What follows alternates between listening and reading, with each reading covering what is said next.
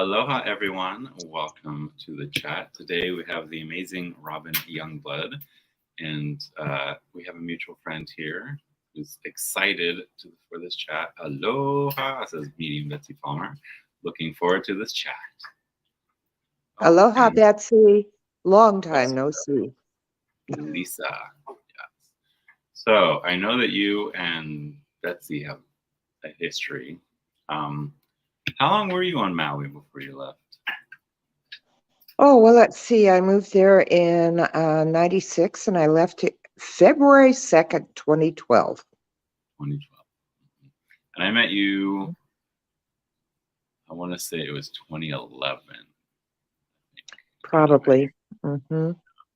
And a mutual friend of ours who's changed her name and now her name is now Raven, introduced us in passing. I think it was at her house when we were talking about vortexes there. Yeah, well, there were so many wonderful and amazing and miraculous things that happened on Maui practically on a daily basis. Right. This place is magic.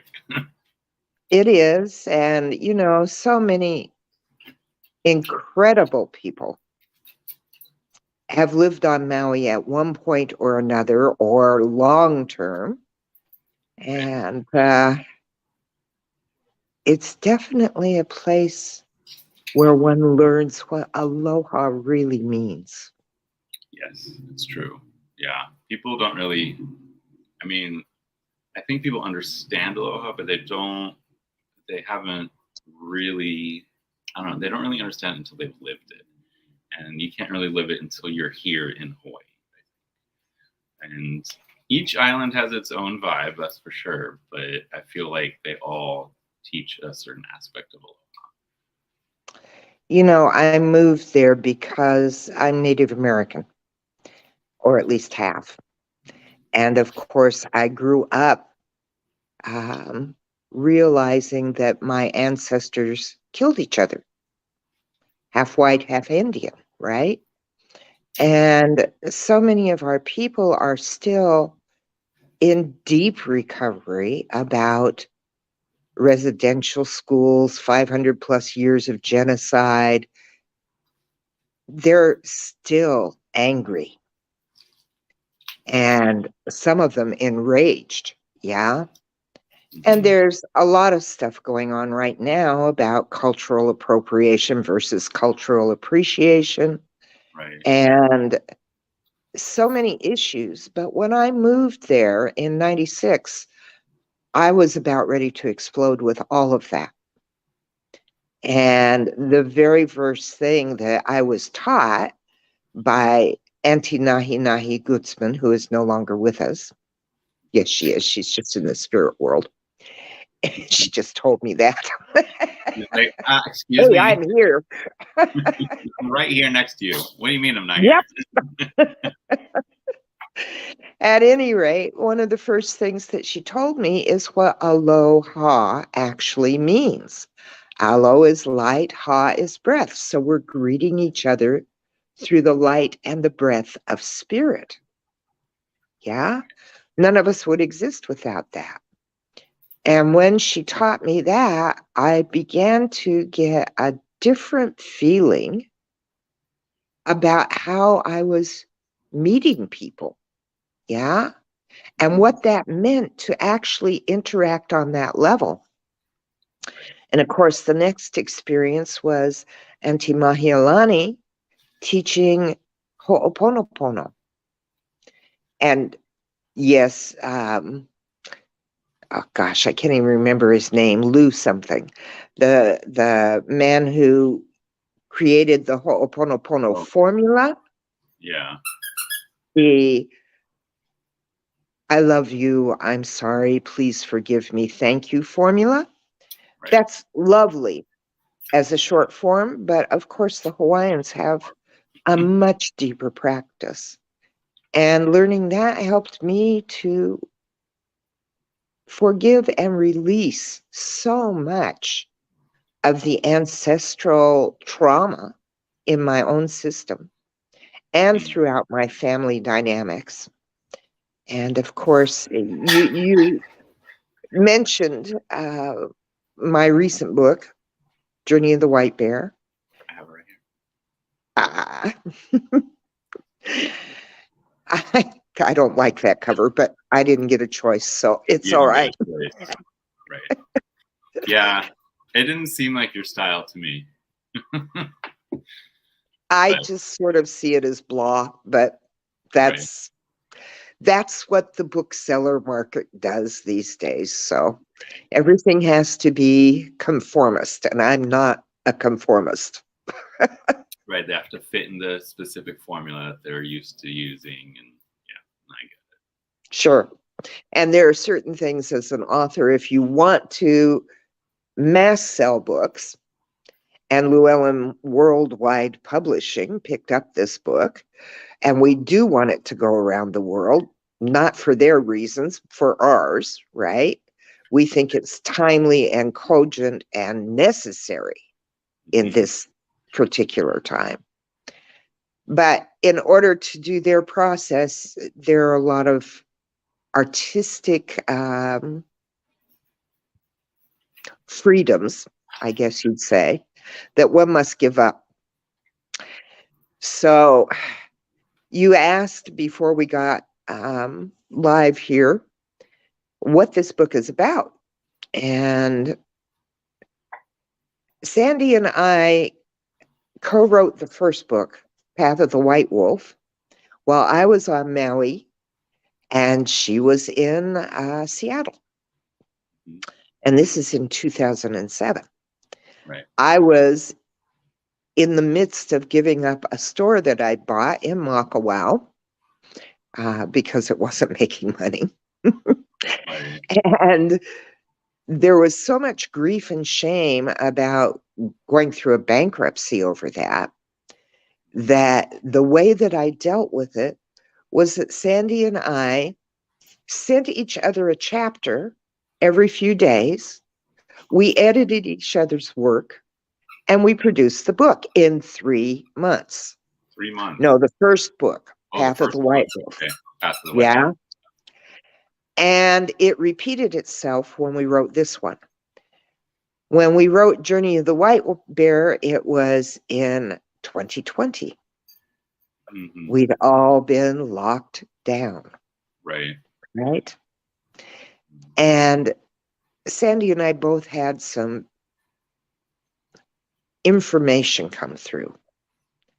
The piece that I got was, and there will be plenty of people who disagree with me about this, okay?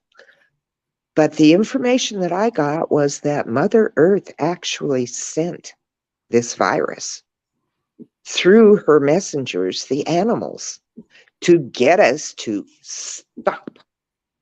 Yep. Halt. Don't do it anymore. Okay?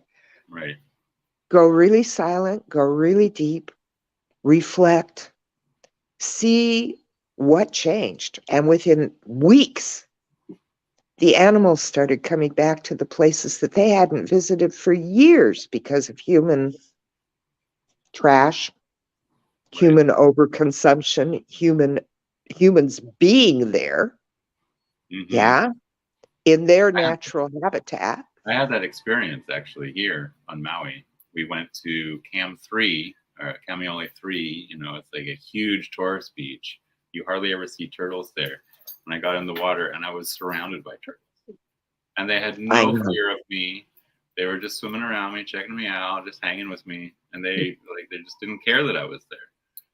So yeah. Right, because there was only one of you instead of 1,000 of you. Right. Well, I feel like I'm one of those people that the animals understand that I understand that connection. So I have animals come to me that people are like, "Did you pick up my cat?" I'm like, "No, he just plopped in my lap." They're like, "I can't even get him to do that with me." I'm like, "I don't know. This you're petting your cat. That's just he wanted my love." So we had our first dinner party last night since COVID, and there were only 6 of us. And the 2 couples, they'd sort of brushed by each other, but they didn't really know each other.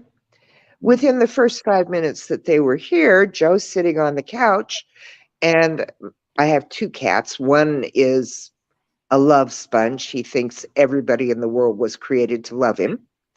And the other one is one who looks at strangers and says, I think I'll go hide in the other room. Both of them were on Joe's lap within 5 minutes. Hi there. Who are you? A little puppy that's being a little nuisance. Yes, I know. He's adorable. He's not quite 5 months yet. This is Buddha. Oh, God. Hi, Buddha.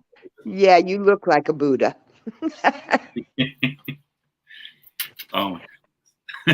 So another thing that disappeared in weeks was pollution.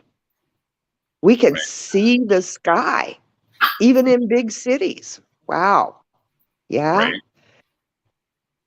And Sandy got a lot of information from the animals. I got it directly from Mom. Right. And they both told us, you need to put pen to paper again or fingers to computer boards. Right. And this book wrote itself, rinse and repeat, 3 months. Boom, it was done. Yeah. We held on to it. We didn't actually finish the last sentence until winter solstice of 2020 deliberately because we wanted to let it fly with a new year. Yeah. And for us, it was the sun returning. Mm-hmm. Yeah. Yeah. And you can take sun any way you want to take it, whether it's SUN or SON or however you do that, right? What this book is about, it's another round around the medicine wheel, but in an entirely different way. The first book, Path of the White Wolf, was all about personal transformation. This book is about community transformation. Right. I have told people for years that it's not going to be top down. Our government's never going to save us. That's right. It has to start down here. And that includes everything from sustainability to environmental justice to looking at our own privileges and entitlement. Right. Yeah. Being half white and lighter skinned than a lot of my brother and sisters. Yeah. When we go someplace and there's a racist flavor, I'm the one who, for instance, we walked into a restaurant in Montana. This was a number of years ago, but it still happens. And I'm the lightest one in the group. The people at the counter seat everybody else who's come in after us, okay? We look at the menu and I get the orders from everybody else. I say, guys, I think you better go out to the car and I'll order for us. Okay. So we all went out to the car. I went back in. I placed an order. No problem. They had the order to me in about 10 minutes. Right? Wow. This happens. And it happens everywhere in the world. When I was in South Africa, I would go with South African friends who were not white. Right. They would get horribly prejudiced against. They'd go out to the car. I'd go back in. New waitress, new me. Oh, I'm a white person. I can get anything I want. Right? Right. It happens in Holland. There's a big Indonesian population in Holland. I'd go in with an Indonesian friend.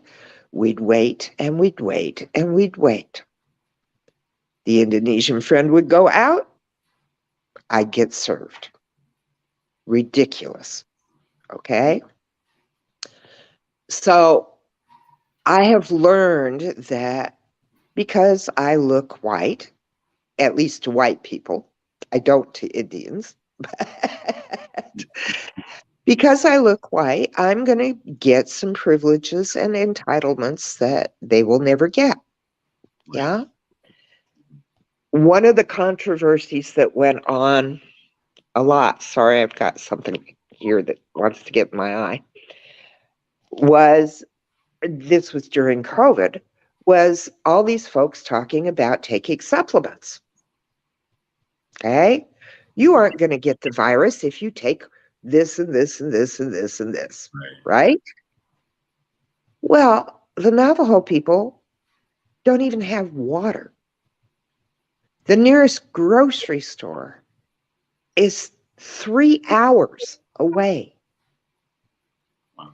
They live in family compounds from great grandmother to the tiniest baby. Of course, they took vaccines. Yeah.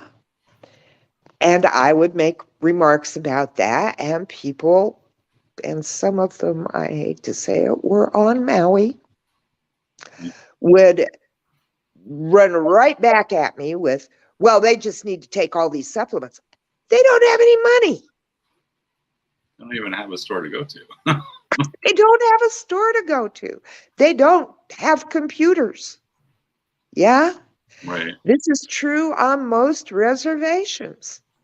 Mm-hmm.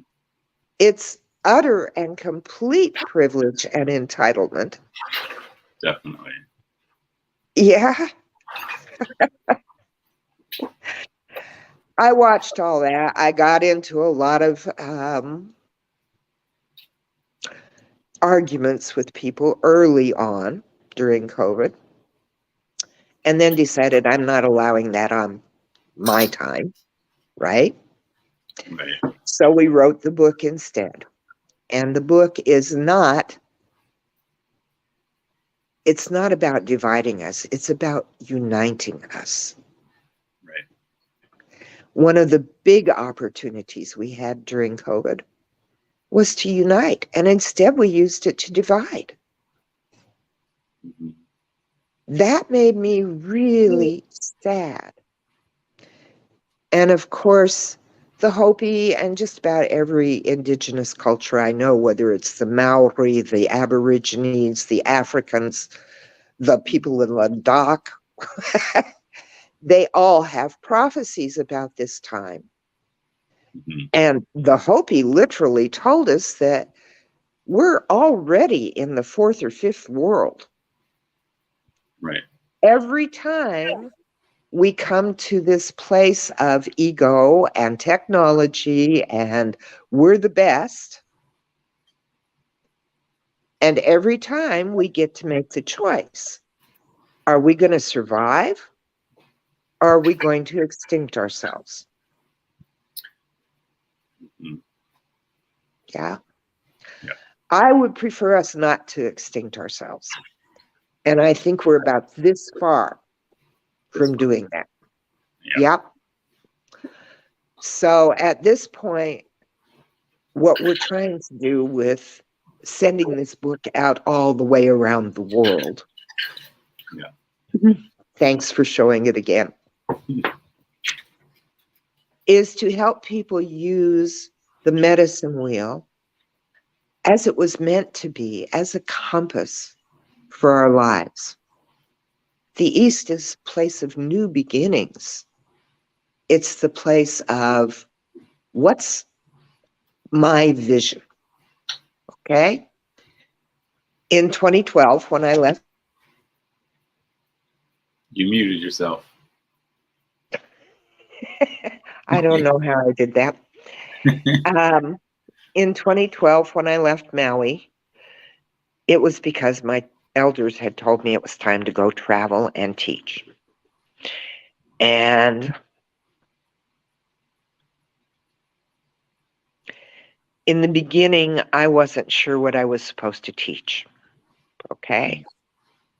So I just When I asked them, great, how am I supposed to do that? I'm a concierge. I earn great money. I have the bills to go with it.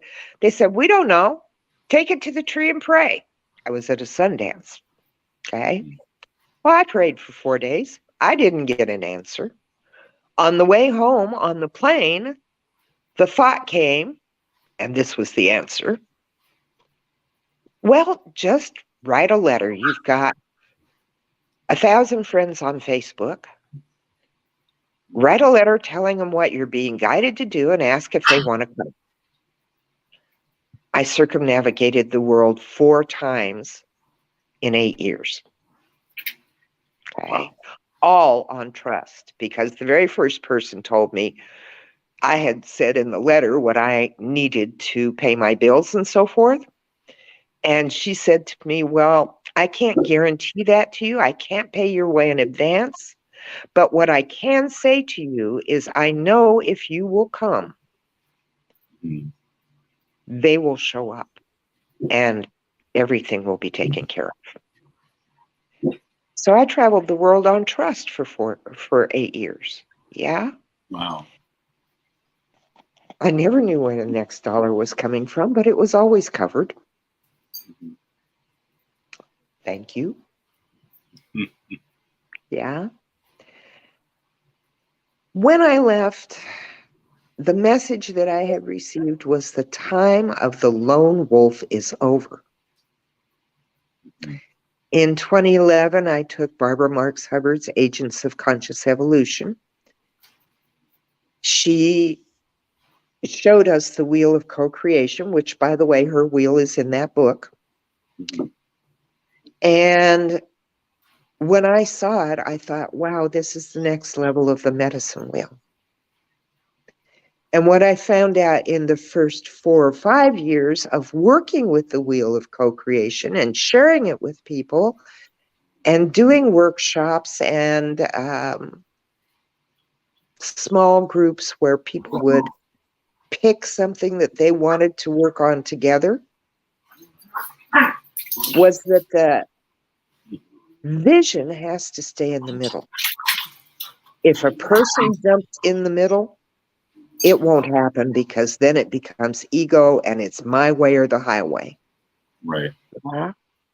So all the segments of the circle around the middle, around the vision, are what serves the vision. And it's different for every project, every dream, every vision. Okay. The people who come together to co-create are the ones who determine what the segments are. Yeah. Might be education, might be artistry, might be spirituality. Yes. There are so many things. That particular one is a medicine wheel, but somewhere in the book is the one that is the wheel of co-creation.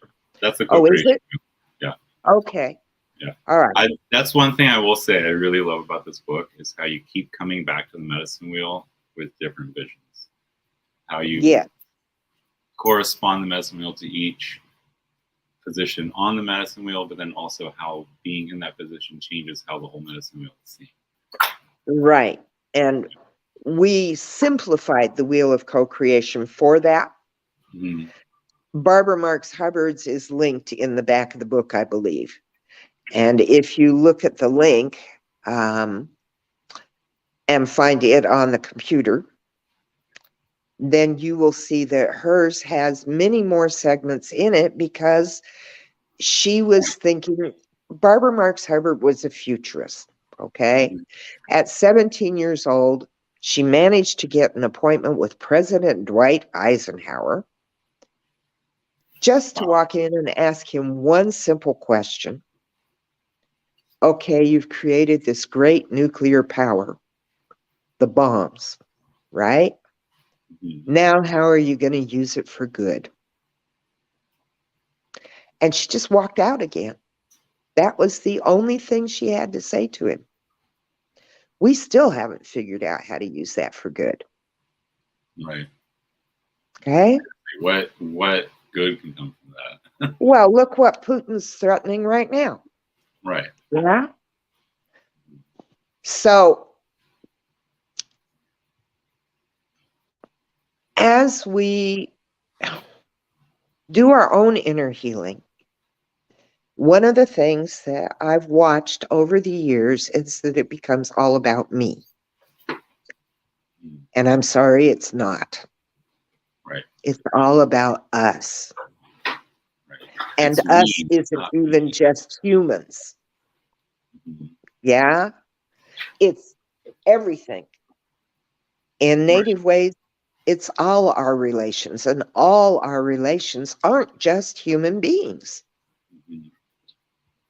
There's tree beings, there's stone beings, there's animals and plants and insects and rivers and mountains and oceans, and they're all living beings.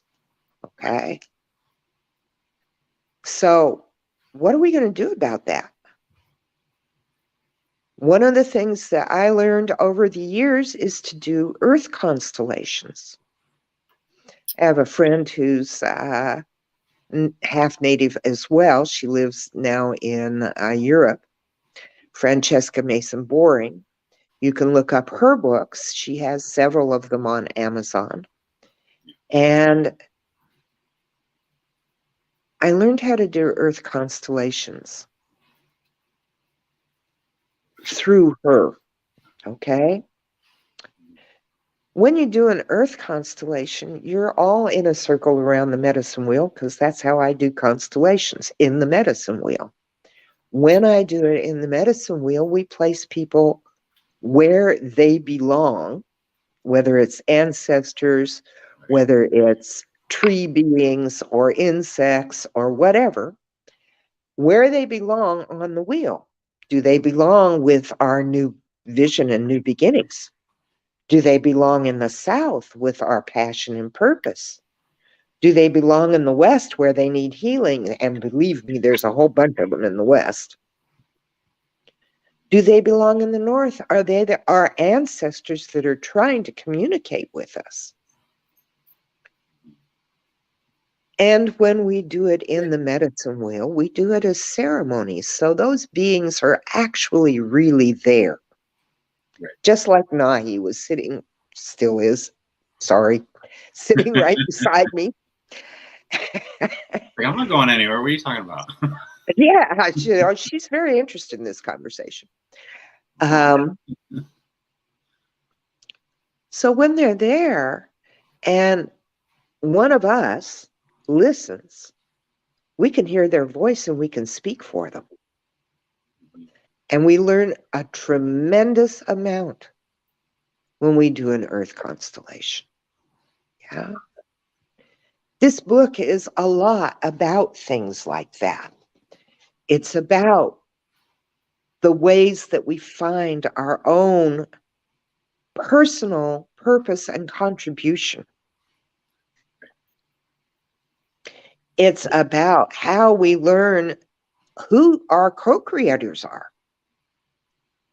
You know, we have this incredible thing right now called the World Wide Web.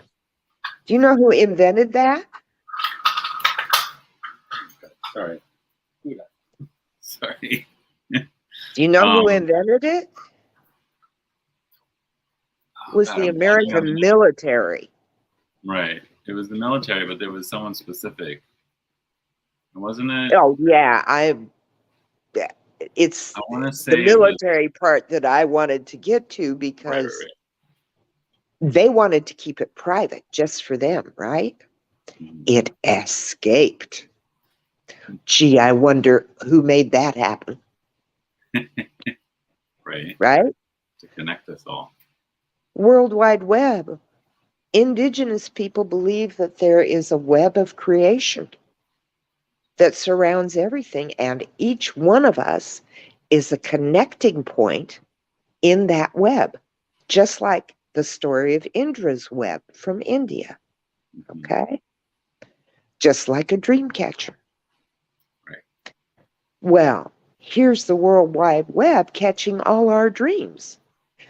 Post something on social media right now, this instant, saying, I want to do blah, blah, blah. This is my vision. Who's with me? And within an hour, you're going to have a dozen people. They may be all over the world. Great. Mhm. That's part of the web of creation too. Yes. Yeah. I know people just in this last 2 or 3 years who are suddenly teaching courses online that they never thought that they could share with anybody but their own family. And that's what the book is about. It's a mathematical thing. There's an ancient formula: sound plus light, and light includes color, okay, plus movement equals creation and manifestation. Mhm. Really simple, okay? Simple.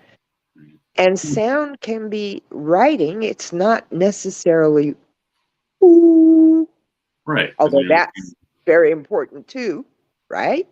right, when you're Movement, looking at words on a page, your brain is translating that into sounds in your head. exactly. Movement can be dancing, but it can also be picking up that book, Right. right? Communication is key. And communication is also a current of movement. So I see here that we do have an answer for who created the World Wide Web. Nancy at Paper Moon Tarot says Tim Berners-Lee. He Thank you, created while Nancy. working at CERN. Oh, there's another one to talk about. Okay, yeah. There's another one I would ask, how are you going to use that power for good? Yeah. But I'd ask that of most technology today. And that's, I think, what happened with the web escaping. Spirit had a bigger purpose for it, some way that we can use it for good. But that's our choice. Right. I don't know what anybody else thinks about Elon and Twitter right now, but I'm not too happy because he's making what I think are a lot of wrong choices. Yeah, Puppies. puppy's playing. Oh my gosh. At least my husband's there to pick up the toys.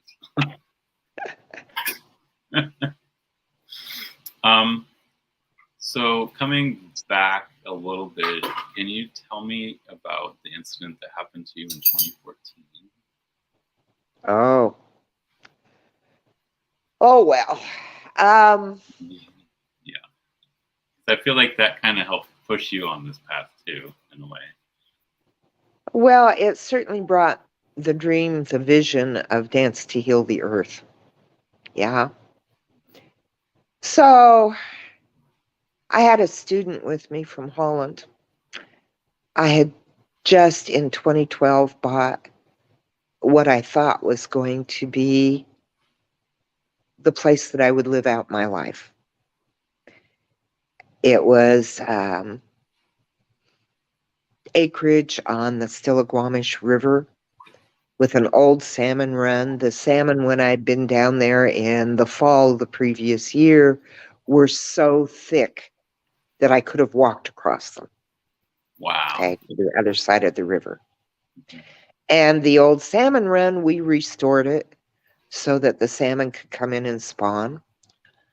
We had every kind of medicinal plant you could imagine there. And we were getting ready to build it out as a center for teaching youth the cycles of life and bringing back the values that are being lost with this. Right. You know, we're on these things Everyone's all like, day long. Yeah, and there are a whole lot of misinformation, disinformation, and really bad values being taught. Okay? And there's good stuff too. There's a lot of good stuff. It's just that kids don't yet, their brains are not fully formed. They don't yet have the capability of discerning what's actual and what isn't. And there's a whole lot of adults out there right now who don't have that either. So we were just at the point, I'd actually been with the grandmothers at the UN a couple weeks before. We'd met a contingent of the Young Marines, which is their ROTC. I fell in love with them. They fell in love with me. They were sending kids out, youth out, to help us build out a week later than this happened. What happened is that half a mountain fell down, killed 43 of my neighbors.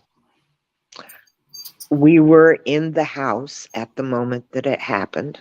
Yeti was telling me this exquisite experience she'd had with the deer family that lived on our land. And we heard a sound like a 747 about to crash land in the valley. We ran to the dining room window. I saw this stuff racing across in front of me. I couldn't figure out what it was. I looked to my right, and it was a wall of mud that was taller than our house. I had about 30 seconds to say, okay, if you want me, here I am. Right? I couldn't even speak it to Yeti. It was too quick. We both ended up under the mud and water. I have no idea how I found my way out. And when I did get out, I crawled up on some appliance. It was, I think, the washer or dryer. Started yelling for Yeti, and took several minutes before she could respond. A tree had landed on her. She was unconscious. When she did come to, I told her she had to get out of there. There was no way I could reach her. She said, there's a tree on me. I said, I don't care. You have to get it off. My legs might be broken. I don't care. Drag yourself if you have to, or you're going to drown. The water's coming in. So finally, she was able to get up on the refrigerator. There was sort of a rise past where we landed, and 3 little kids came running. I yelled at them to go get their mother, not to get in the water or the mud because it would kill them, and to go call 911. We eventually were rescued. 43 of my neighbors died. It was horrendous.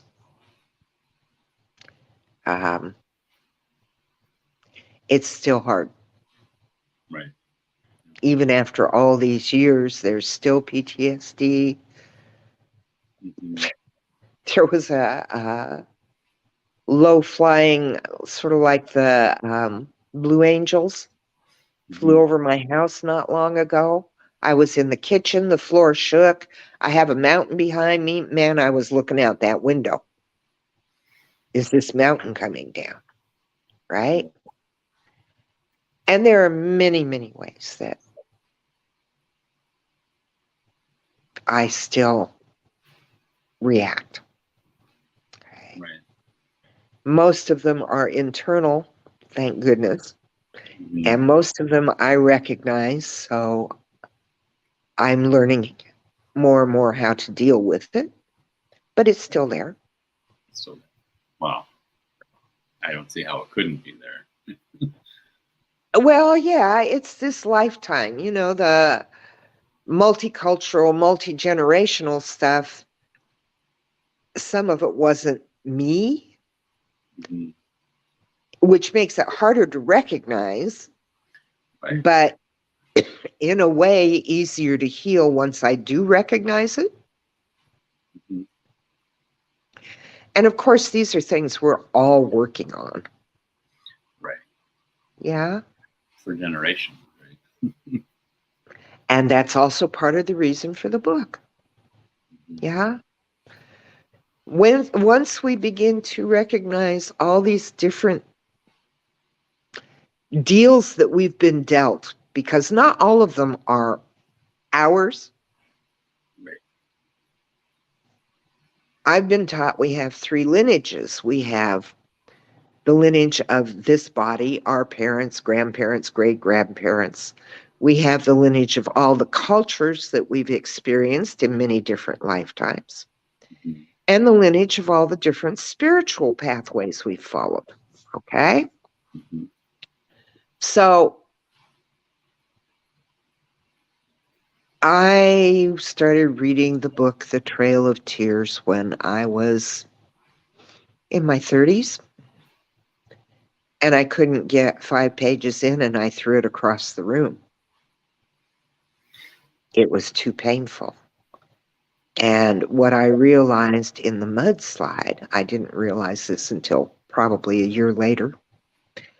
I carried my great-grandmother's medicine, her pipe bag, her little heart that had her bone needle and all those kinds of things in it. And a few other things. They were all gone after the mudslide. And what I finally realized was that great-grandmother was buried just a few miles from where the mudslide happened. And I was that great-grandmother. So a lot of the medicine that I carried was trying to complete her life. It got completed for me. Right. Okay. Well, part of what came out of that is that a picture floated up when we were in the mudslide. It's a picture of a Cherokee night warrior, and his eyes told me that we would be saved. I asked the guy who came down on the helicopter ladder if he would go back down and get that picture, and he did. 3 months, it got in the paper with me, and 3 months later, the man who painted it way back in the 90s sent me another picture. The same day that he sent it, I received an email from a Cherokee elder named D. Smith, who said that once there was a Cherokee dance called Dance to Heal the Earth. It was a dance, primarily a women's dance of celebration for life to the tree of life. She said that that dance was coming back, and that it had to come back in a big way because Mother needed us to dance for her healing. Okay. I opened the picture, and it's of an Indian woman dancing in her shawl, which is the color of the mud in the mudslide. And when I turned it over, he had titled it Earth Mother Dancing. Oh, wow. Yeah, I still get chicken skin. Yeah. So that started Dance to Heal the Earth. And of course, one of the things that Dee said is nobody even know how to do this dance anymore because it had been too long. Well, the first thing I knew is that it wasn't just for women anymore, that you guys needed it as much as we did. Mm-hmm. And that part of our dancing would be to understand more about who we are and what we're here to do, how we can serve in healing Mother Earth. Okay? I also knew we didn't know the motions. So I called my dear friend Bert Gunn and asked him if he would co-dance with me to hold the balance of the masculine and the feminine. And we prayed together, and we dreamed together, and we co-created together, and the movements came. And the dance started happening, and it's been danced, let's see, Holland, Germany, Sweden, a couple of places in Africa, Asia, here in the US. I was hoping that we could dance at Blue Mountains at the point in time when they closed down all the North Shore stuff. Mhm. So we couldn't do it. But I'd Mhm. still love to do it on Maui. That would be amazing. I'd be there. I'd totally Yay. be there. Mhm. Yay. Mhm. So we'll see. It's all about what spirit wants and when spirit wants it. And that's another ingredient in the book. We can go off half-cocked and think that we know what we're supposed to be doing. But if it's our ego, it's not going to have the result we want. Right. That's not the problem. Yeah. And I'm not saying that ego doesn't have a place. It does.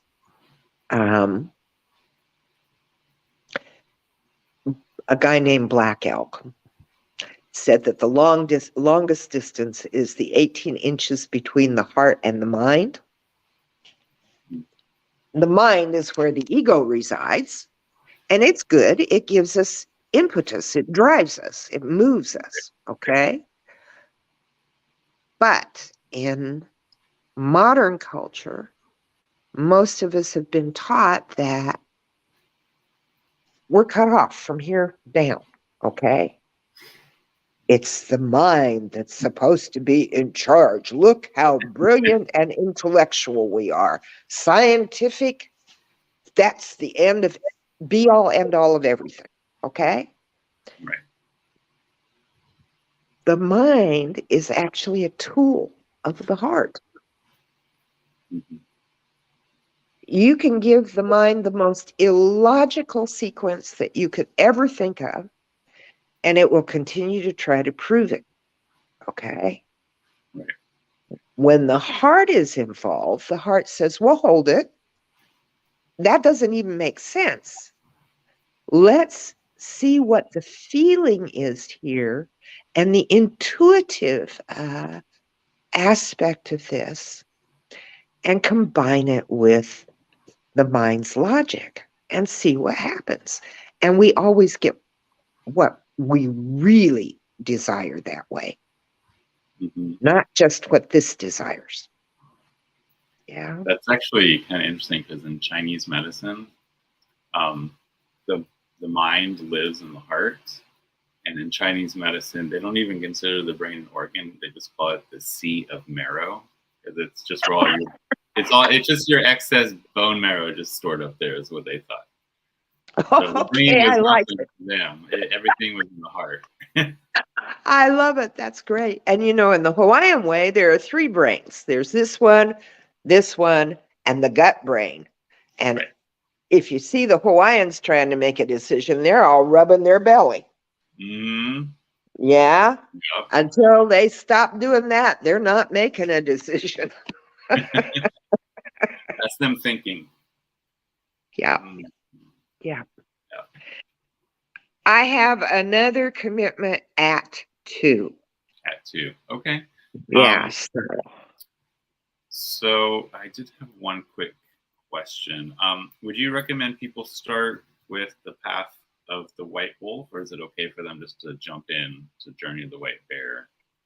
Well, they're standalones, but if you really want to do your own internal healing work, you probably want to start with Path of the White Wolf and then move on to Journey of the White Bear. Okay. One other little plug I'll make. For years, I taught Path of the White Wolf online as a year-long intensive.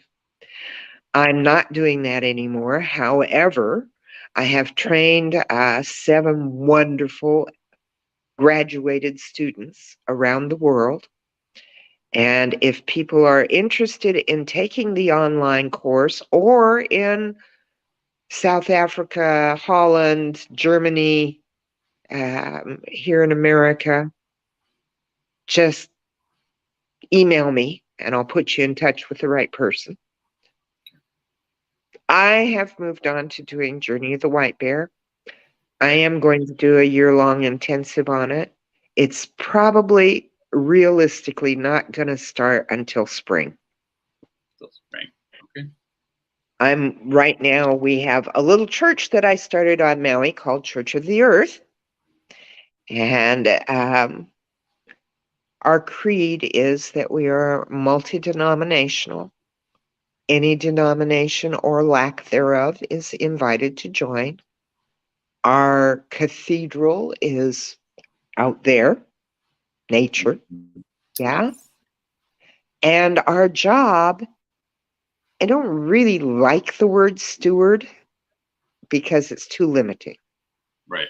Our job for me is to live eco-spiritual values, indigenous ancient values, combined with this modern technology in order to co-create a better world than what we have right now. So our website is going to be revised very soon, but right now you can go on to churchoftheearth.org. You can become a member if you want. And we do send out newsletters, and we will have blogs and all kinds of things soon. So, yeah, we really want to support people. Yeah.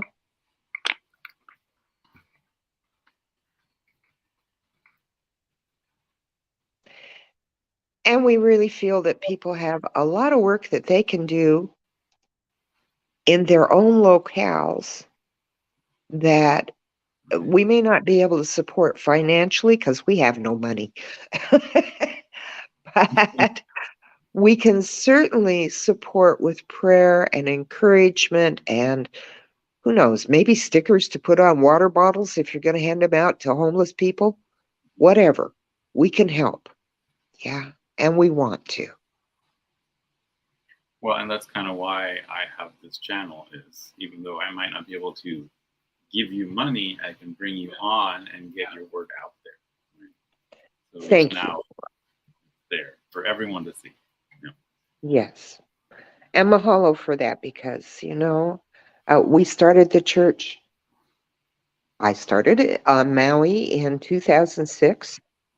We've survived all the way through. Now we have ministers and events all over the world.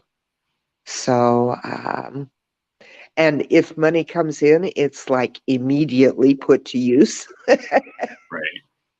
So it's not like we're making any huge salaries like some of these other guys I could mention. Right. These churches. Mm. And places that take huge donations that are supposed to help people in mudslides and blah, blah, blah.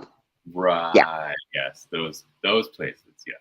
I've heard Yeah. many a story about this. Yeah. I'm sure we all have. Right. Yeah.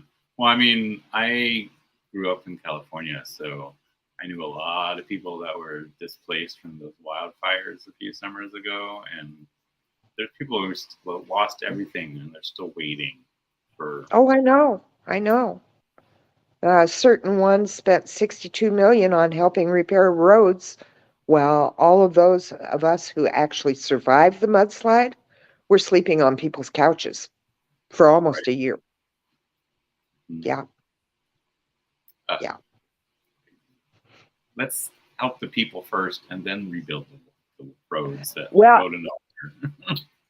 an interesting thing is that I posted for Church of the Earth to take donations because, of course, they're tax deductible. We're a 501c3. And I had to go to every single government meeting, and there was one practically every night, for well over 6 months to find the families so that I could give them the actual money that came in. The two biggest organizations wanted me to give the money to them, which meant it would never get to these families. And because of the HIPAA laws, they told me that they couldn't tell me the names or how to get in touch with the families. Oh, that's crazy. Yeah, Bonkers. yeah. Wow. So I'm very glad that it wasn't all that much, but it was enough to get them through a couple of months, you know, Right. that I could get that to those families. I And think Mimi is trying to there's, remind us of your time limit, so I just want to be cautious of that because you got 4 minutes, so you're supposed to be at your next thing. Is there any last minute messages you want to share before we end the broadcast? I'd like to end the way I started, with aloha. Aloha. Thank you. Thank you so much for Thank being you. here. And for those of you who are will be here next week, I will be interviewing Jenna Matlin about her new book, Will You Give Me a Reading? One last thing, real quick, because I know we are like in our last seconds here, but since we talk about tarot and oracle on this channel, do you have any recommendations for decks to work with the book? I love Jody Bergsma's Medicine Wheel deck.